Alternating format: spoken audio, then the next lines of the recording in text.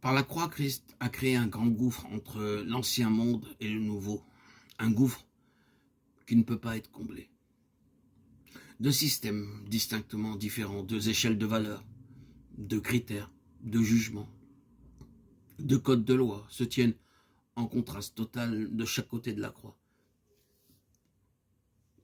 Chaque système n'est pas seulement entièrement différent l'un de l'autre, mais ils sont irréconciliables. Ils sont pour toujours mutuellement antagonistes. La croix exige, en ce qui concerne les intérêts, les objectifs, les relations et les ressources, une distinction absolue. Elle impose la distinction finale entre ceux qui sont sauvés et ceux qui ne le sont pas, entre les vivants et les morts. L'apôtre Paul a dit que par la croix, le monde m'est crucifié et moi au monde. La parole de Dieu déclare sans ambiguïté aucune que ce siècle est mauvais, que le monde entier gît dans le méchant. Elle dit aussi que les voies du monde, ainsi que ses motivations, ses buts, ses idées et imaginations, sont tous opposés à Dieu. Elle assure également que le monde est rendu totalement incapable de recevoir la révélation de la pensée divine, de ressembler à l'image divine, de jouir et d'apprécier une vraie communion avec Dieu, ou même d'être investi des privilèges de coopération avec Dieu. De telles capacités et relations n'appartiennent qu'à ceux dont la nouvelle naissance les a délivrés de ce monde présent. Il est compréhensible que le monde trouve la condamnation de la croix abrasive et inacceptable, et il a à craindre que la présence de mondanité dans la vie chrétienne individuelle et dans l'Église ne soit directement en contradiction avec les buts essentiels de la croix. Le Seigneur Jésus a décrit sa croix comme étant le jugement du monde, Jean 12, 31. Ceux qui le suivent doivent accepter ce verdict et devront en conséquence souffrir du scandale de la croix. La parole de Dieu déclare « Notre vieil homme a été crucifié avec lui » Romains 6, 6, et que un est mort pour tous.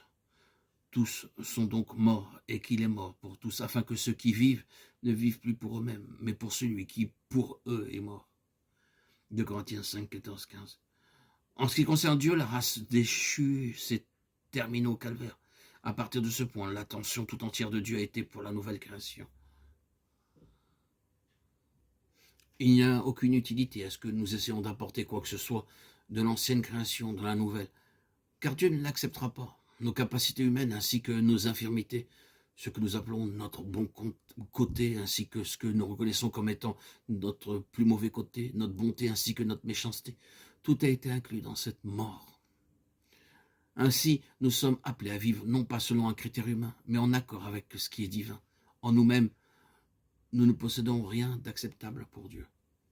Bien souvent, c'est l'assertion d'un élément humain, d'un goût pour une chose ou une autre, d'une ambition ou d'un intérêt tout personnel qui paralyse l'œuvre de Dieu en nous et à travers nous. De considérer non pas seulement nos péchés, mais nous-mêmes comme ayant été portés à la croix par Christ est le seul moyen par lequel les propos de Dieu peuvent être accomplis à travers nos vies. Il peut sembler étrange qu'alors que nous déplorons si souvent notre manque de spiritualité, nous sommes si lents à accepter le verdict de la croix sur nos vies naturelles. Nous trouvons humiliant d'accepter le même jugement sur nous-mêmes que celui qui a été passé sur le monde, c'est-à-dire la mort par crucifixion. Néanmoins, il n'y a pas d'autre base pour une véritable vie spirituelle et le témoignage, la croix doit produire la mort en nous afin que la vie de Christ soit libérée en pleine manifestation à travers nous. Ainsi, il peut y avoir un sens par lequel le chrétien aussi doit faire face au scandale de la croix. Il ne peut connaître la bénédiction de la nouvelle vie uniquement en venant à connaître toute la signification de la réalité de sa crucifixion avec Christ. Lorsque c'est véritablement « je ne vis plus moi », alors la voie est ouverte pour affirmer « mais Christ vit en moi ». L'issue est glorieuse, mais le chemin qui y mène est le douloureux chemin de la croix.